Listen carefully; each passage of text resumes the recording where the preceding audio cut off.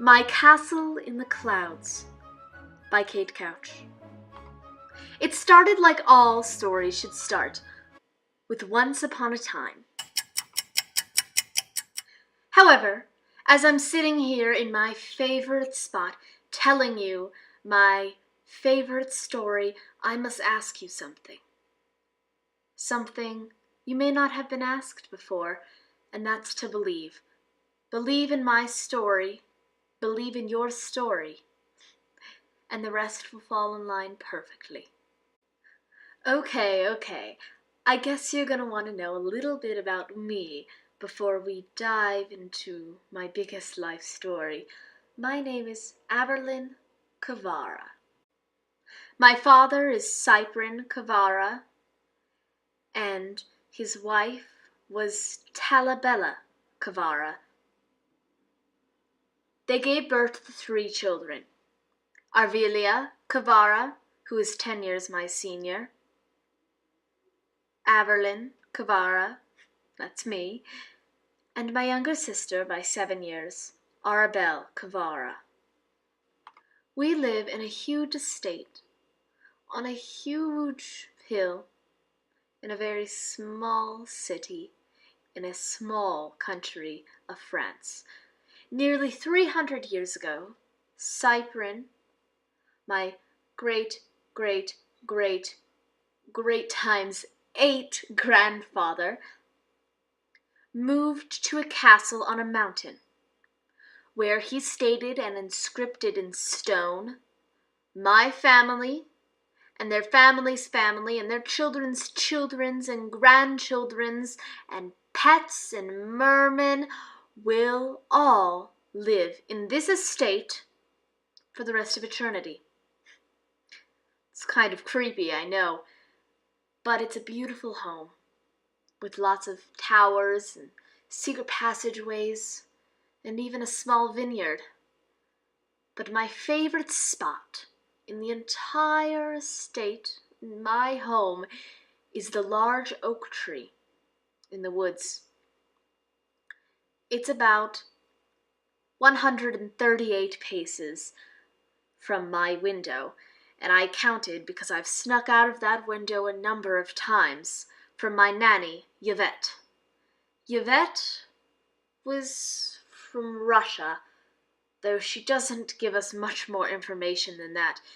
She's very uptight and scary, but I love her. Yvette came to us 4 years ago when my mother disappeared. Okay, let me give you a little backstory. Talabella Savaci was an empress who needed to be on better terms with France. But Talabella was never happy enough with her 3 children and her devoted husband in their beautiful home on a beautiful hill in the mountains. So one night on her second child's 9th birthday, she ran away with a sailor, never to be seen again. My father is the mayor of Wickerton, which is the town next to Pearl Point. They're called the Twin Cities because they are literally 2 sides of the same coin. Pearl Point has just as many aristocrats as Wickerton, and just as many, well, lowlier people as Wickerton. It's pretty even. However, my father, the mayor, an aristocrat, he runs, as he'd like to call it, a very strict town with strict rules that all will follow or be kicked out. Me and my sisters were only allowed into Wickerton on Sundays to attend church and then hang out with our friends in the village. It was the best day of the week. We lied on the grass, planted in the community garden, bought candy. It's some of my best memories. All young aristocrats of Wickerton and Pearl Point were expected to attend Tri-Kent. It was a private Catholic school in between Pearl Point and Wickerton. All aristocratic families were reserved acceptance, and other children who scored high enough also were reserved a spot. It was known as the School of Skills.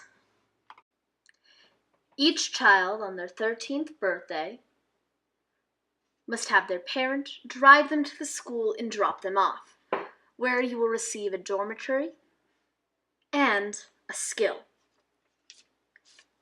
You take a test that filters you into one of 3, possibly 4 skills. 1. Intuition. 2. Bravery. 3. Dedication. Once you enter this maze on the grounds, you're supposed to find an object that represents your best skill, and only that object can be attained if it is truly your best skill. No one is allowed to say what's inside the maze or how they obtained their object. You only hear tales, which are probably myths, but you never know.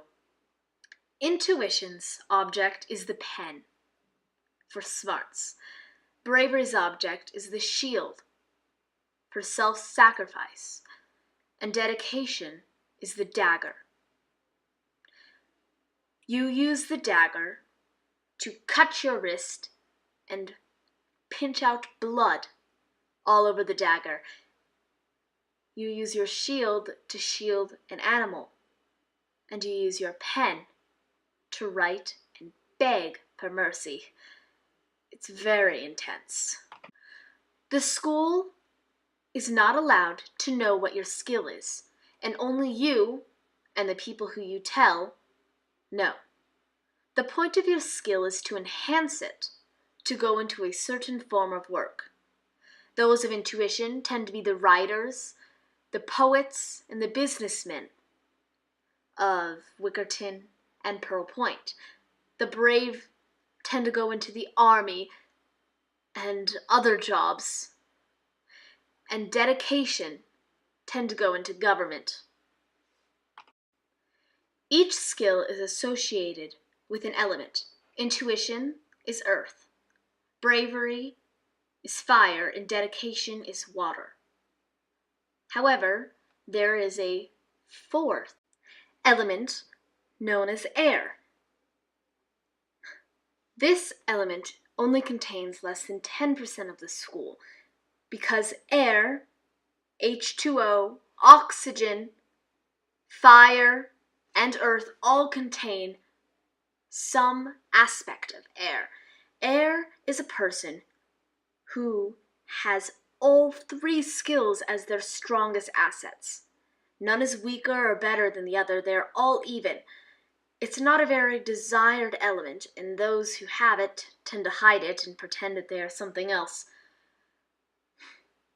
Much as I did.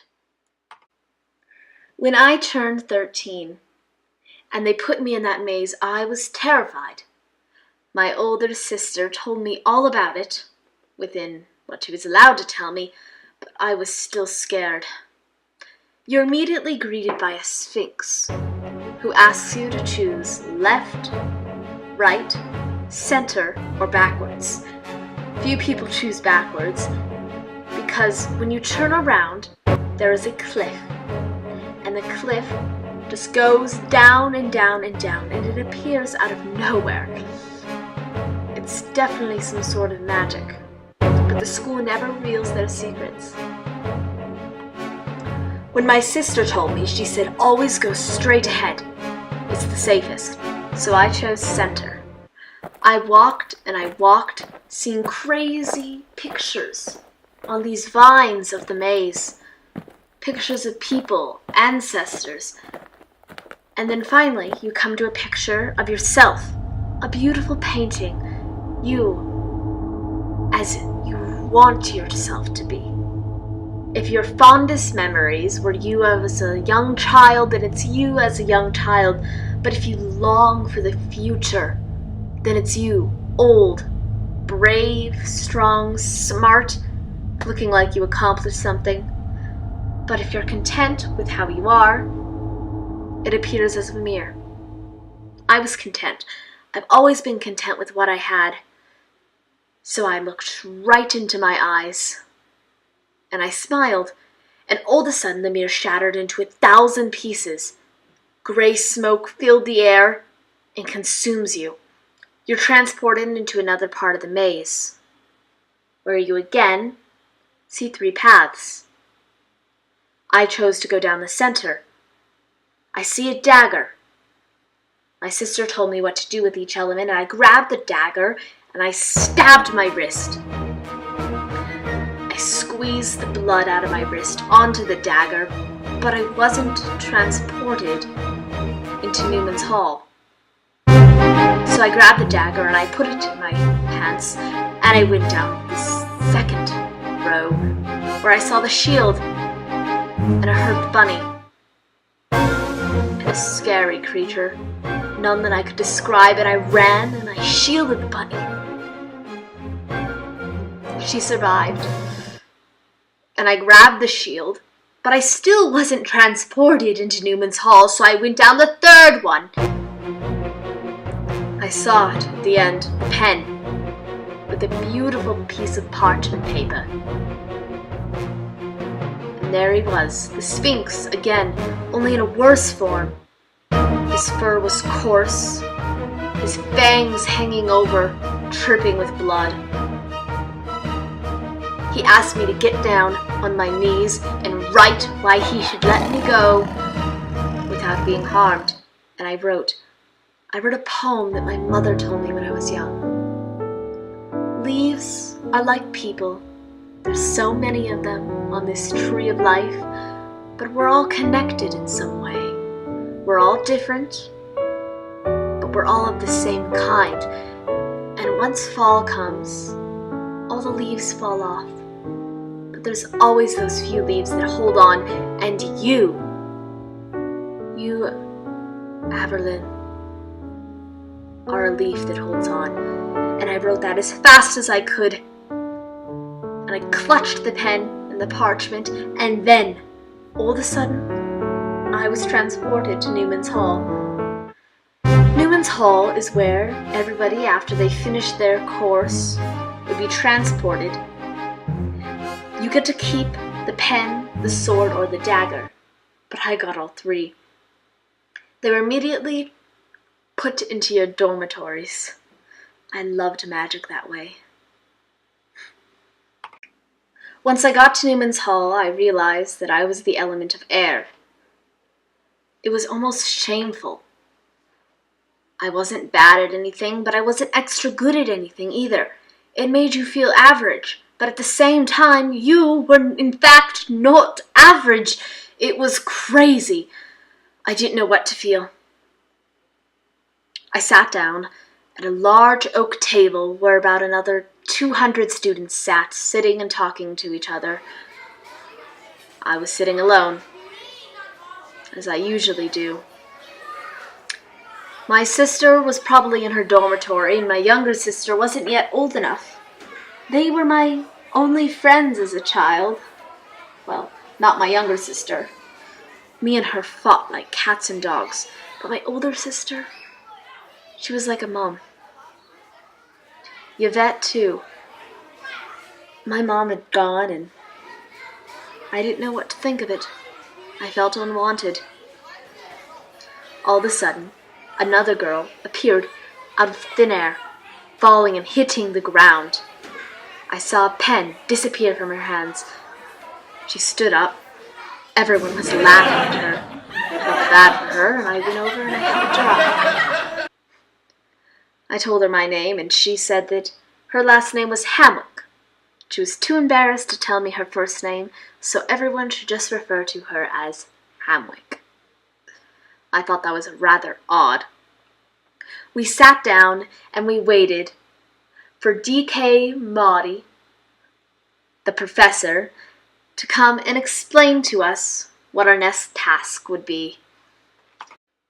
Shortly after, me and Hamwick got talking, There was another boy who fell from the sky with all the others. It seemed there was 10 every 5 minutes. He fell and stood up strong with a dagger in his hands, and all of a sudden the dagger disappeared. He looked me in the eye. His eyes were so blue, they twinkled. He decided to pull himself up with all the courage he had, probably the adrenaline rush from the maze, and came and introduced himself to me. His name was Edwin Everston, but his friends called him Ed. Ed was a very peculiar boy. He seemed dim-witted, but smart at the same time. He was brave, obviously, I saw the sword, but he was also scared. He was quite possibly the most peculiar young boy I had ever met. His eyes were ice blue, and his hair was ragged blonde. He really needed to brush it. He told me that his family had been going here for the past 200 years, and I told him that my family had been going here for the past 300 years. And then Hamwick said that her family founded this school.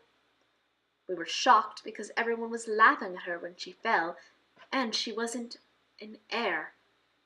An heir is in the element, which was very odd because the founders of the school all had 3 qualities, and they made those 3 qualities so strong that they were able to defeat their worst fear. In Tri-Kent, the goal for every student is that by the time of graduation, at the age of 20, I know, we're going to be here for a long while, at the age of 20, you have defeated your greatest fear and any fear surrounding that, so you can go out into the world with your skill honed, sharpened like a knife, and your fear disintegrated like ashes in a fire. All of a sudden, poof, out of nowhere, Professor D.K. Moody appeared and told us all to sit down and be quiet, please. She had a very odd voice. "Hello, everybody," said D.K. Moody, very high-pitched and girly. "My name is Professor D.K. Moody." All of a sudden, wings appeared out of her back. It was beautiful, so glimmering. They seemed to be just fairy dust falling like a waterfall. Her wand appeared in her right hand. It was sparkling. Jewels and a butterfly at the top. A butterfly which is real. She waved her wand and the butterfly flew around the room, lighting it up. Sparkles everywhere. It was like a 7-year-old's dream, but ironically, it was a room full of 13-year-old boys and girls. Then scrolls appeared in the sky as we all grabbed ours. "Here is your room and dormitory information and a class schedule. Classes begin tomorrow, 7 a.m. sharp, and if you're late, it'll be on your permanent record." She laughed in the weirdest way. I don't think she was going to be my favorite professor. There were 5 classes at Tri-Kent. The first class was skills class, where you tell the professor your skill and you learn how to hone it, how to protect it, and ultimately how to have it shape your life. The professor of that class is the only one who knows your skill, and they suggest that you keep it that way. We then have an English and writing class, where we all become little poets and writers. I was most excited for that class, as I love to write. We then had music class, where we learned how to make musical instruments and use our voices as our greatest musical instrument. Then we had gym, just like any normal school. We also had math, science, social studies, and history, which were all combined into 3 different classes which alternated every month. These were the most boring classes. Hamlick and I soon found out that we were only 2 dorms away, and Ed was across the hall from us on the boys' section. We were very excited. Soon, butterflies appeared for everyone to follow into their dormitories. I got unpacked, put on my PJs, and went right to bed. I was exhausted, and this year was going to be crazy. Thanks everybody for listening to Chapter 1 of Castle in the Cloud. If you'd like to hear more, have me write more, and record more, just comment below. Thank you. And of course, have a magical day.